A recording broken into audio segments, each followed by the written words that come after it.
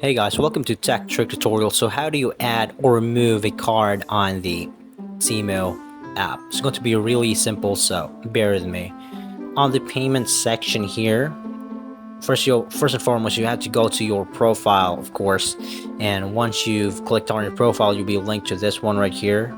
So it automatically routes you to your payment methods. Just go ahead and scroll down for your payment methods, and you could select what type of payment you'd like, and you could also add debit card. They'll be asking for CVVs, and if you don't want to, you could just cancel it out and click on the orange button right here on the right side, and that's how quick and simple it is. So once you've added a proficient card, you could add or remove depending on what type of action you like, or you could also just basically go to COD. If you don't know what COD is, it's the cash on delivery if you don't want to use any type of mode of payment card at all. So thank you so much for watching Tech Trick Tutorials, and you guys have a nice day.